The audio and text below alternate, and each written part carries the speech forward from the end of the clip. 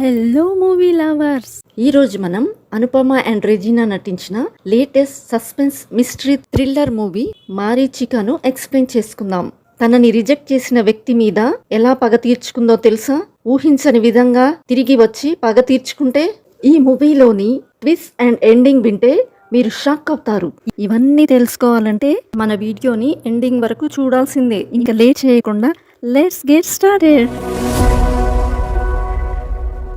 Movie starting సీన్లోనే మారీచిక తన గ్యాంగ్తో అక్కడికి వచ్చి సంజు మీద దాడి చేసి తనను కొట్టడంతో తను అక్కడికక్కడే కింద పడి చనిపోతాడు. అది దూరం నుంచి చూస్తున్నటువంటి వెంకటలక్ష్మి పరుగెత్తుకుంటూ వచ్చి సంజయ్ బాడీ దగ్గరికి వెళ్ళి అక్కడ పారిపోతున్నటువంటి మారీచికను చూసి, మారీచిక ఎందుకు సంజుని చంపేశావు అంటూ బాధపడి ఏడుస్తూ ఉంటుంది.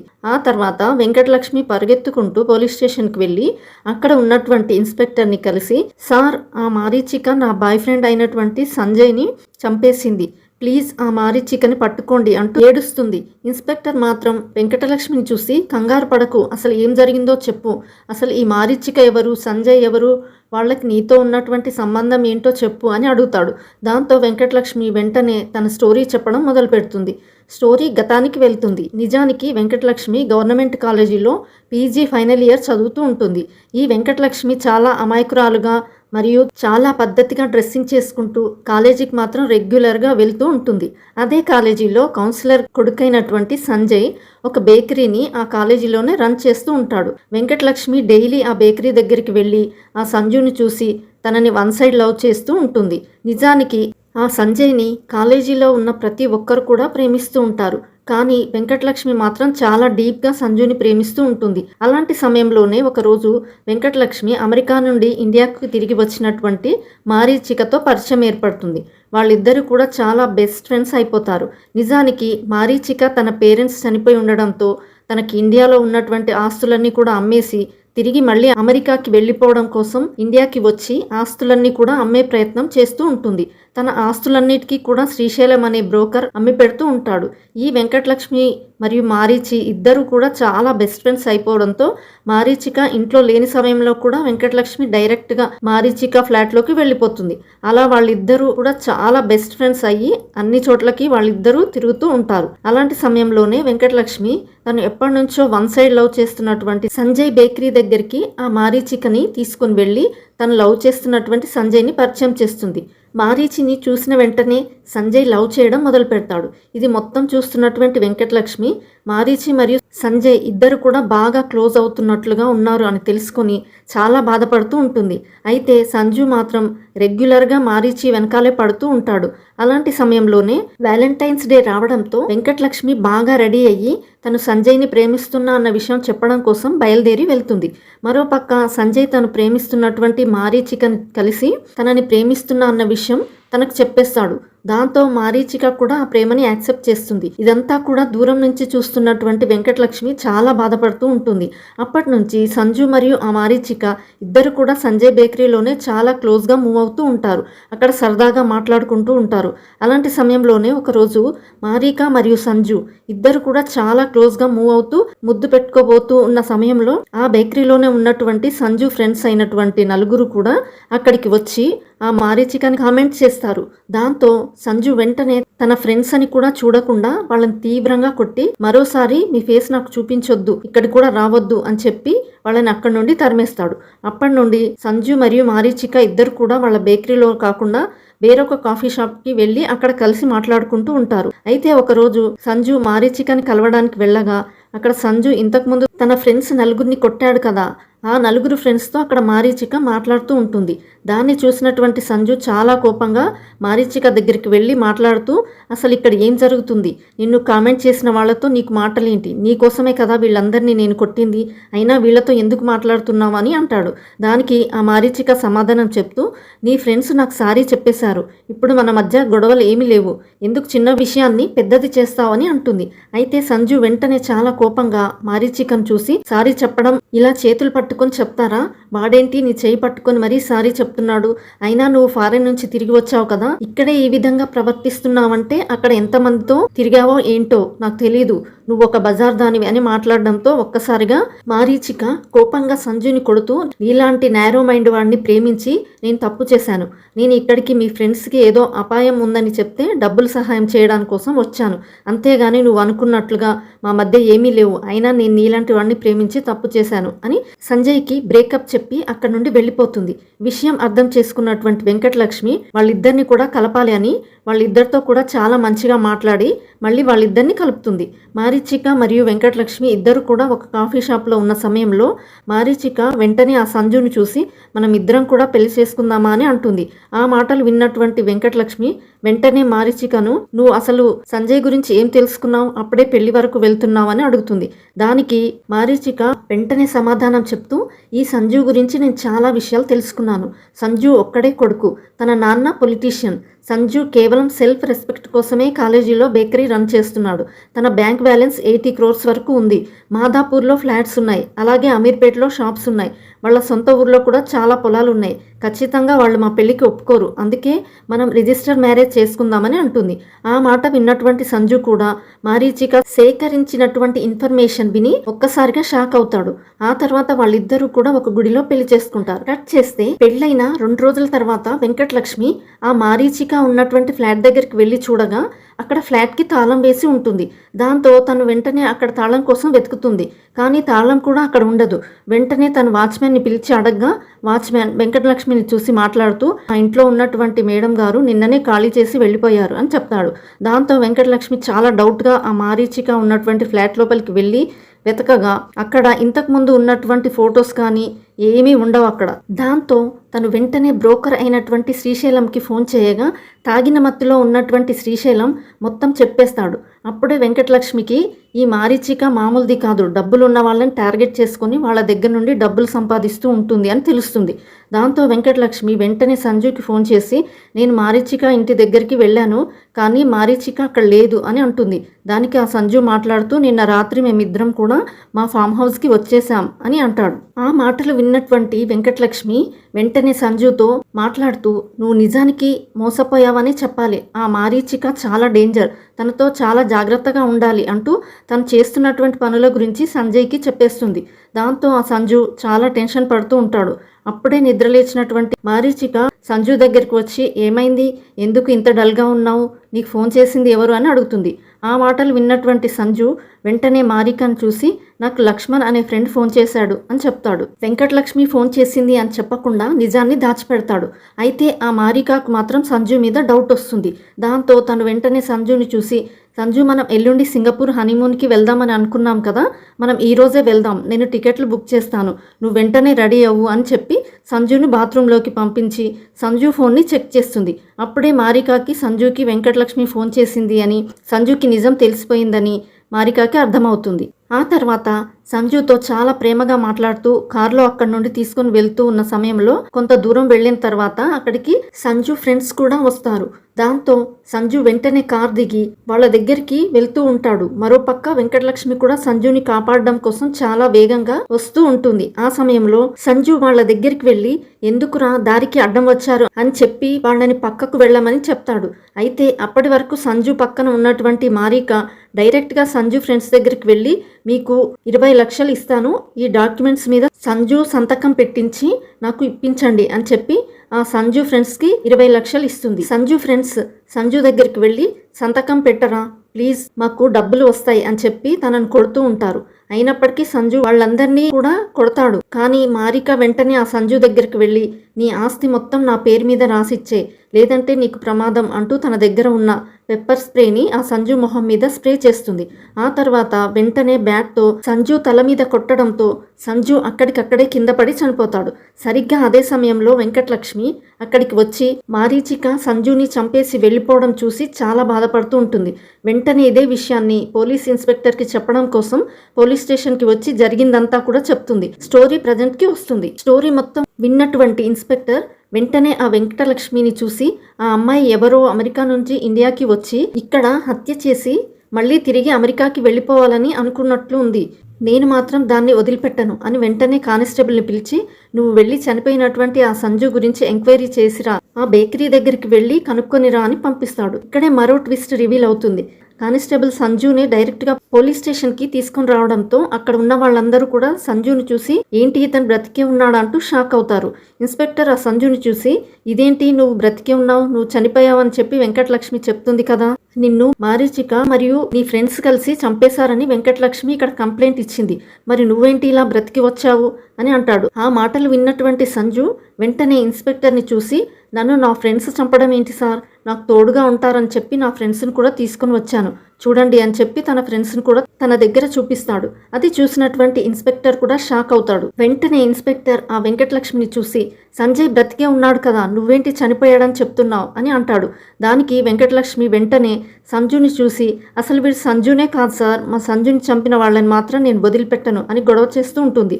లేడీ కానిస్టేబుల్ వచ్చి ఆ వెంకటలక్ష్మిని పక్కన రూమ్లోకి తీసుకుని వెళ్తుంది. ఇన్స్పెక్టర్ వెంటనే సంజుని చూసి ఆ అమ్మాయిని ఎప్పుడైనా చూసావా అని అడుగుతాడు. దానికి ఆ సంజు సమాధానం చెప్తూ తను రెగ్యులర్గా నా బేకరీకి వస్తూ ఉంటుంది, వ్యాలంటైన్స్ డే రోజు నా దగ్గరికి వచ్చి నన్ను ప్రేమిస్తున్నా అని చెప్పింది. నేను తనని కూర్చోబెట్టి చాలా మంచిగా నీకు నాకు మ్యాచ్ అవ్వదు, నీకు నాకన్నా మంచి వాళ్ళు దొరుకుతారు, ప్లీజ్ మన ఇద్దరి మధ్య మాత్రం ఈ ప్రేమ నడవదు అని చెప్పి పంపించేశాను, ఆ విధంగా తను నాకు తెలుసు అని అంటాడు. ఇన్స్పెక్టర్ వెంటనే సంజుని చూసి వ్యాలంటైన్స్ డే రోజు మీరిద్దరే ఉన్నారా, అక్కడ మారీచిక కూడా ఉందా అని అడుగుతాడు. సంజు వెంటనే సమాధానం చెప్తూ సార్ మొదటి నుండి మారీచిక అని అంటున్నారు, అసలు ఈ మారీచిక అనే అమ్మాయిని నేను ఎప్పుడు కూడా కలవలేదు అని అంటాడు. సరిగ్గా అదే సమయంలో ఒక లేడీ కానిస్టేబుల్ అక్కడికి వచ్చి ఇన్స్పెక్టర్ని చూసి ఆ రూమ్లో ఉన్న అమ్మాయి ఏంటో విచిత్రంగా మాట్లాడుతుంది, ఒకసారి చూడండి అని చెప్పి ఇన్స్పెక్టర్ని రూమ్లోకి తీసుకెళ్తుంది. అక్కడ ఉన్నటువంటి వెంకటలక్ష్మి గాలిలో ఎవరో తన పక్కన ఉన్నట్లుగా మాట్లాడుతూ నేను ఆ సంజుని ఎంతో ప్రేమించాను, సంజు కూడా నాతో బాగానే మాట్లాడుతూ ఉండేవాడు, కానీ మారీచిక మా ఇద్దరి మధ్యలో వచ్చి మా ప్రేమను చెడగొట్టి తనను పెళ్లి చేసుకోవాలని చూసింది, కానీ సడన్ గా మారిక నా సంజుని చంపేసింది అంటూ చాలా బాధపడుతూ యాక్టింగ్ చేస్తూ ఉంటుంది. అది చూసినటువంటి ఇన్స్పెక్టర్ ఈ అమ్మాయికి ఏదో ప్రాబ్లం ఉంది అని వెంటనే వెంకటలక్ష్మిని హాస్పిటల్కి తీసుకెళ్తాడు. డాక్టర్ వెంకటలక్ష్మిని టెస్ట్ చేసి ఈ అమ్మాయి మెంటల్గా చాలా డిప్రెషన్లోకి వెళ్ళిపోయింది, నిజానికి మీరు అనుకుంటున్నట్లుగా మారీచిక అనే క్యారెక్టరే లేదు, ఆ వెంకటలక్ష్మినే తనను చూడడానికి నార్మల్గా ఉందని, అలాగే తనకి డబ్బులు మరియు పలుకుబడి పెద్దగా లేదని, అందువల్ల ఈ సంజు తనని ప్రేమించడం లేదని, తనకన్నా మంచిగా ఉన్న అందంగా ఉన్న అమ్మాయిని ఆ అమ్మాయి సంజు ఇద్దరు కూడా ప్రేమించుకుంటున్నట్లు ఊహించుకుంది. చివరికి తను ప్రేమించినటువంటి సంజుని ఆ మారీచిక చంపేసింది అని వెంకటలక్ష్మి చాలా బలంగా అనుకుంటుంది. ఇదంతా కేవలం ఆ వెంకటలక్ష్మి ఊహ మాత్రమే, అసలు మారీచిక అనే క్యారెక్టరే లేదు. వెంకటలక్ష్మి చంపేశాడు అని చెప్తున్నటువంటి సంజయ్ కూడా ఇక్కడే ఉన్నాడు కదా, ఇదంతా కూడా వెంకటలక్ష్మి ఊహ మాత్రమే అని చెప్పడంతో ఇన్స్పెక్టర్ వెంటనే డాక్టర్ని చూసి ఇందులో ఎటువంటి మర్డర్ కేసు లేదు కదా అని అడుగుతాడు. డాక్టర్ సమాధానం చెప్తూ అంతే కదా, ఆ వెంకటలక్ష్మి చనిపోయాడు అని చెప్తున్నటువంటి సంజయ్ మన కళ్ళ ముందే ఉన్నాడు కదా, వెంకటలక్ష్మి పరిస్థితి మనకు అర్థమవుతుంది, అసలు మారీచిక అనే క్యారెక్టరే లేదు, ఇదంతా కూడా వెంకటలక్ష్మి ఊహించుకుంటుంది, తనకు మెడిసిన్స్ కంటిన్యూ చేస్తే కొంచెం తగ్గే అవకాశం ఉంది అని అంటాడు. విషయం మొత్తం అర్థం చేసుకున్నటువంటి సంజు అక్కడే ఉన్నటువంటి వెంకటలక్ష్మి పేరెంట్స్ని చూసి మీరు నన్ను తప్పుగా అర్థం చేసుకోకపోతే ఒకటి అడుగుతాను, మీరు ఆ వెంకటలక్ష్మిని ఇచ్చి నాకు పెళ్లి చేస్తారా, నిజంగా వెంకటలక్ష్మి నన్ను ఇంతలా ప్రేమిస్తుంది అన్న విషయం నాకు తెలియదు, నా కోసం తను ఇంత ప్రేమించింది అని నేను దగ్గరుండి తనని చాలా మంచిగా చూసుకుంటాను, మా ఇద్దరికి పెళ్లి చేయండి అని చెప్పడంతో వెంకటలక్ష్మి పేరెంట్స్ కూడా ఓకే అంటారు. సంజయ్ మరియు వెంకటలక్ష్మి ఇద్దరికి కూడా పెళ్లి చేస్తారు. అప్పటి నుండి సంజు చాలా జాగ్రత్తగా వెంకటలక్ష్మిని చూసుకుంటూ ఉంటాడు. కొద్దిగా వెంకటలక్ష్మి కూడా క్యూర్ అవుతూ ఉంటుంది. వెంకటలక్ష్మి సంజు ఇద్దరు కూడా సరదాగా బయటికి వెళ్లి మంచిగా టైం స్పెండ్ చేస్తూ ఉంటారు. ఆ సమయంలో సంజు వెంకటలక్ష్మిని చూసి నాకు మారీచిక గుర్తు వస్తుంది అని అంటాడు. దాంతో వెంకటలక్ష్మి చాలా కోపంగా సంజుని చూసి ఏం మాట్లాడుతున్నావు, అసలు మన డీల్ ఏమిటో మర్చిపోయావా, ఇంతకీ మన డీల్ నీకు గుర్తుందా అని అడుగుతుంది. దానికి సంజు సమాధానం చెప్తూ మన డీల్ నాకు గుర్తుంది, నేను పర్మనెంట్గా ఆ మారీచికని మర్చిపోవాలి అని అంటాడు. వెంకటలక్ష్మి వెంటనే సంజుని చూసి ఎందుకు మర్చిపోవాలి అని అడుగుతుంది. సంజు సమాధానం చెప్తూ ఎందుకంటే మారీచిక నిజం కాబట్టి అని అంటాడు. ఇక్కడ ఒక భయంకరమైన ట్విస్ట్ రివీల్ అవుతుంది. స్టోరీ గతానికి వెళ్తుంది. నిజానికి మనం ఇంతకుముందు మారీచిక కావాలని సంజుని ట్రాప్ చేసి సంజుని లవ్ చేస్తున్నట్టుగా నటించి సంజు ఆస్తి మొత్తం కొట్టేయడం కోసం ఈ విధంగా ప్లాన్ చేసిందని చెప్పుకున్నాం. కానీ వాస్తవానికి రివర్స్ లో జరిగి ఉంటుంది. ఆ సంజునే ప్లాన్ చేసి మారీచికకి తల్లిదండ్రులు లేరని, తనకు చాలా ఆస్తి ఉందని బ్రోకర్ శ్రీశైలం ద్వారా తెలుసుకుంటాడు. సంజు ఎలాగైనా మారీచికాని ప్రేమించాలని తన స్నేహితుల సహాయం కూడా తీసుకొని తనను ప్రేమిస్తాడు.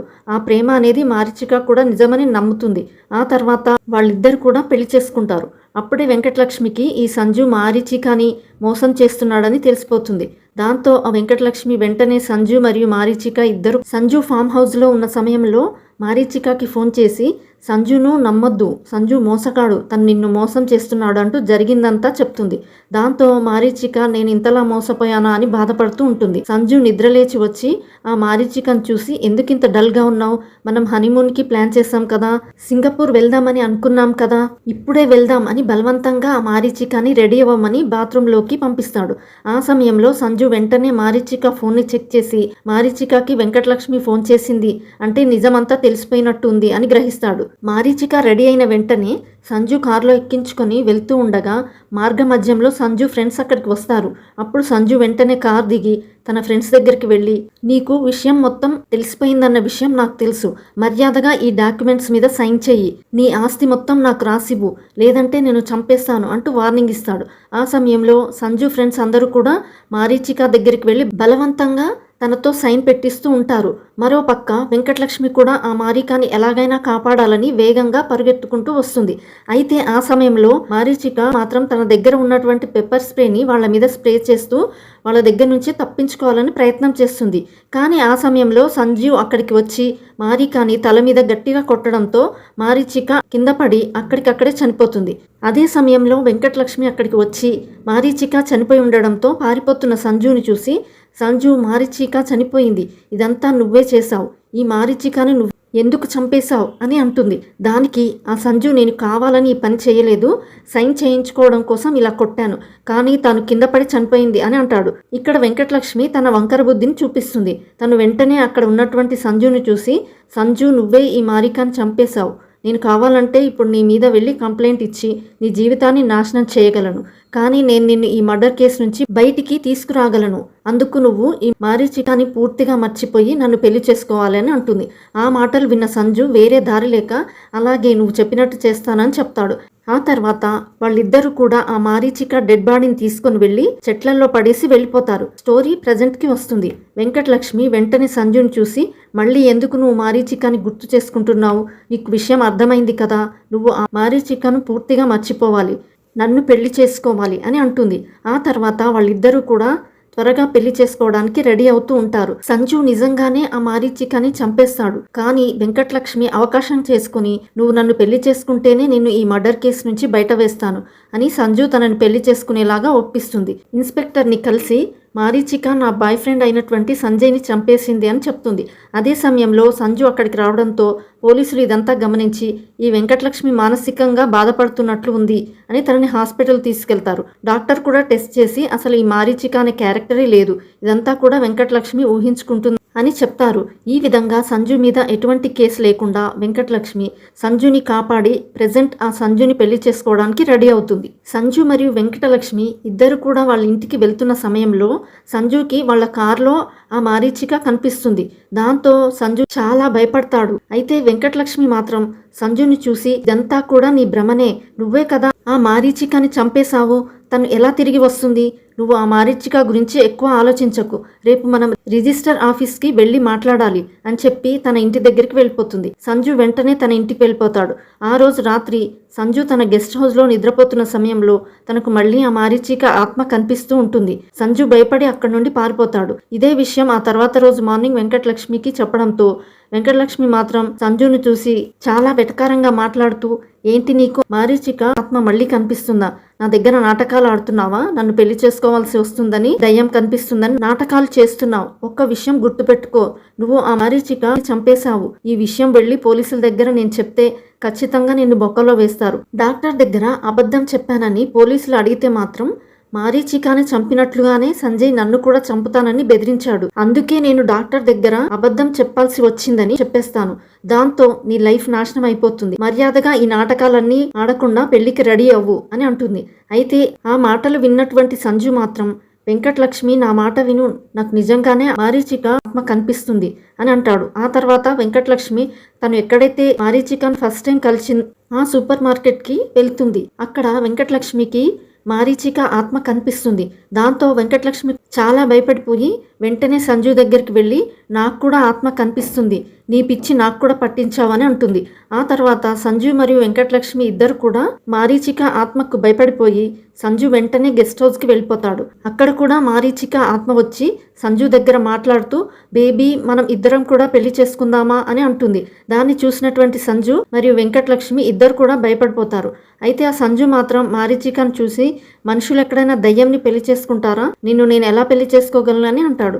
అయితే మారీచిక మాత్రం నువ్వు మాత్రం నన్ను దయ్యం అని పిలవకు అని అంటుంది. కానీ సంజు మాత్రం నువ్వు దయ్యానివే అని అంటాడు. దాంతో కోపం తెచ్చుకున్నటువంటి మారిక వెంటనే ఒక ప్లేట్ తీసుకుని గట్టిగా సంజు తల మీద కొడుతుంది. సంజు ఒక్కసారిగా కింద పడి అక్కడికక్కడే చనిపోతాడు. అది చూసినటువంటి వెంకటలక్ష్మి మారీచిక ఆత్మ దగ్గర నుండి తప్పించుకొని అతి కష్టం మీద అక్కడి నుండి పారిపోతుంది. అలా పారిపోయినటువంటి వెంకటలక్ష్మి డైరెక్ట్గా మళ్ళీ ఇన్స్పెక్టర్ దగ్గరికి వచ్చి ప్లీజ్ సార్ నన్ను కాపాడండి, ఆ మారీచిక ఆత్మ వచ్చి ఇప్పుడు సంజయ్ని చంపేసింది అని అంటుంది. ఆ మాటలు విన్నటువంటి ఇన్స్పెక్టర్ ఏంటి నువ్వు టాబ్లెట్స్ వాడడం లేదా, మళ్ళీ అదే కథ చెప్తున్నావు, ఇంతకుముందు సంజుని మారిక చంపేసిందని చెప్పావు, ఇప్పుడు మారిక ఆత్మ వచ్చి సంజుని చంపేసింది అని అంటున్నావు, నీకు ఇంకా తగ్గలేదా అని అంటాడు. వెంకటలక్ష్మి సార్ నేను అప్పుడు అబద్ధం చెప్పాను, ఇప్పుడు నిజమే చెప్తున్నాను, మారీచిక దయ్యం వచ్చి సంజుని నిజంగానే చంపేసింది, ఒకసారి సంజు గెస్ట్ హౌస్కి వెళ్ళి చూద్దాం రండి అని అంటుంది. సరిగ్గా అదే సమయంలో అక్కడికి మారీచిక వస్తుంది. మారీచికను చూసినటువంటి ఇన్స్పెక్టర్ నువ్వు ఎవరు అని అడగగా దానికి మారీచిక సమాధానం చెప్తూ నా పేరు మారీచిక, ఇప్పుడే అమెరికా నుంచి వచ్చాను, ఇంతకుముందు నేను ఇండియాకి వచ్చినప్పుడు వెంకటలక్ష్మితో పరిచయం ఉంది, అందుకే తనతో మాట్లాడడానికి వచ్చాను, నన్ను చూసి తను ఎందుకో భయపడుతూ పారిపోయి ఇక్కడికి వచ్చింది, విషయం తెలుసుకోవడం కోసం నేను ఇక్కడికి వచ్చానని అంటుంది. ఆ మాటలు విన్నటువంటి ఇన్స్పెక్టర్ నీ పేరు మారీచికానా, ఇంతకుముందు వెంకటలక్ష్మి తను ఊహించుకున్నది నిన్నే కదా, తను ఊహించుకున్నది నిజమైతే ఆ వెంకటలక్ష్మి చెప్తున్నట్లుగా సంజు చనిపోయి ఉంటాడా అని అంటాడు. దానికి మారీచిక మాట్లాడుతూ అసలు మీరేం మాట్లాడుతున్నారు, సంజు సంజు అంటున్నారు, అతను ఎవరో నాకు తెలియదు, నాకు ఈ వెంకటలక్ష్మి మాత్రమే తెలుసు అని అంటుంది. దాంతో ఇన్స్పెక్టర్ వెంటనే వెంకటలక్ష్మి చెప్తున్నటువంటి గెస్ట్ హౌస్కి వెళ్ళి పరిశీలించగా అక్కడ ఎక్కడా కూడా సంజు డెడ్ బాడీ కనిపించదు. అది చూసి వెంకటలక్ష్మి చాలా కంగారు పడుతూ ఇక్కడే కదా సంజు బాడీ ఉండాలి, ఏమైపోయింది అంటూ ఆ మారీచిక దగ్గరికి వెళ్ళి నువ్వే ఏదో చేశావని గొడవ చేస్తుంది. ఇన్స్పెక్టర్ వెంటనే ఇక్కడ లేడు ఆ సంజు, బేకరీ దగ్గర కూడా వెళ్ళి చెక్ చేద్దామని ఆ బేకరీ దగ్గరికి వెళ్ళగా ట్విస్ట్ ఏమిటంటే అక్కడ బేకరీ క్లోజ్ అయిపోయి ఉంటుంది. దాంతో ఇన్స్పెక్టర్ వెంటనే అక్కడ ఉన్నటువంటి ఒక ముసలి వ్యక్తిని పిలిచి ఇక్కడ సంజు అనే వ్యక్తి ఎవరైనా ఉన్నారా అని అడుగుతాడు. దానికి ఆ వ్యక్తి సమాధానం చెప్తూ సార్ సంజు అనే వ్యక్తి ఇంతకు ముందు ఇక్కడ బేకరీని రన్ చేస్తూ ఉండేవాడు, దాదాపు 2 సంవత్సరాల క్రితం ఇదే బేకరీలో ఫ్యాన్కి ఉరివేసుకొని ఆత్మహత్య చేసుకున్నాడు అని చెప్తాడు. ఇప్పుడు సంజు అనే వ్యక్తి ఇక్కడ ఎవ్వరూ లేరు, అప్పటి నుంచి ఈ బేకరీ కూడా క్లోజ్ అయిపోయిందని అంటాడు. దాంతో ఇన్స్పెక్టర్ వెంటనే కానిస్టేబుల్ని పిలిచి ఇంతకుముందు నేను సంజయ్ని బేకరీ దగ్గరికి తీసుకొని రమ్మని చెప్పినప్పుడు నువ్వు తీసుకొచ్చావు కదా, అది ఇక్కడికే వచ్చావా అని అడుగుతాడు. దానికి కానిస్టేబుల్ చెప్తూ నేను అప్పుడు ఇక్కడికి రాలేదు సార్, నేను సంజు కోసం వెతుకుతూ ఉన్న సమయంలో తను టీ స్టాల్లోనే కనిపించడంతో నేను స్టేషన్కి తీసుకొని వచ్చాను అని అంటాడు.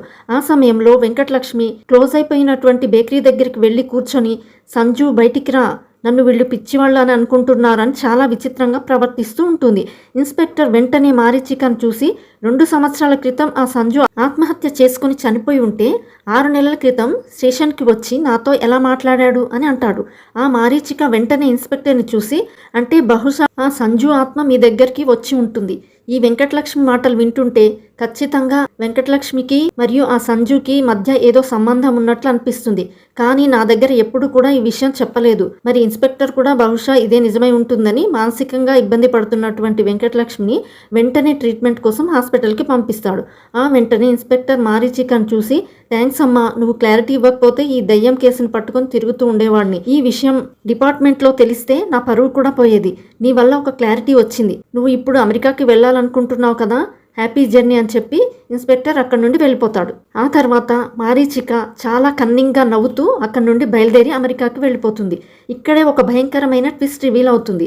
నిజానికి మారీచిక ఆ సంజు బేకరీ దగ్గర ఉన్నటువంటి ఒక ముసలి వ్యక్తిని పిలిపించి సంజు 2 సంవత్సరాల క్రితమే చనిపోయాడు అని పోలీసులకు చెప్పు అని చెప్పిస్తుంది. ఇక ట్విస్ట్ ఏంటంటే సంజు మొదట్లో మారీచికని కావాలని చంపాడు కదా, ఆ సమయంలో మారీచిక చనిపోయి ఉండదు. మారీచిక చనిపోయిందని వెంకటలక్ష్మి మరియు సంజు ఇద్దరు కూడా మారీచిక బాడీని తీసుకుని వెళ్లి పొదల్లో పడేస్తారు. కొంతసేపు తర్వాత అక్కడికి సంజు ఫామ్ హౌస్ లో వాచ్మెన్ గా పనిచేస్తున్నటువంటి వ్యక్తి తన భార్యతో పాటు అటుగా వెళ్తూ ఉంటాడు. అప్పుడు ఆ వ్యక్తి అక్కడ పడిపోయి ఉన్నటువంటి మారీచికను చూసి 2 రోజుల క్రితం సంజు ఈ మారీచికని పెళ్లి చేసుకుని మన ఫామ్ హౌస్ దగ్గరికి తీసుకొచ్చాడు కదా అని మారీచికను తీసుకుని వెళ్ళి ట్రీట్మెంట్ ఇప్పిస్తాడు. అలా మారీచిక కోలుకుంటుంది. ఆ తర్వాత ఆ వాచ్మెన్ ద్వారా మారీచిక సంజు మరియు వెంకటలక్ష్మి చేస్తున్నది మొత్తం కూడా తెలుసుకుంటుంది.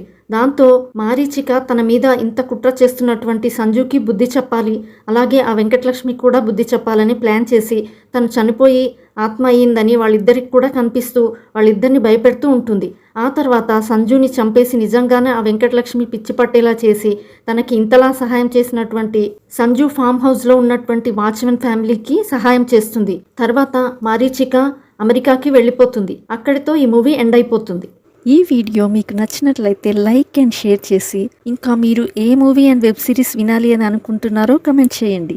ఇలాంటి మరిన్ని వీడియోస్ కోసం మన ఛానల్ని సబ్స్క్రైబ్ చేయడం మర్చిపోకండి. Thanks for watching. See you all in the next video. Bye.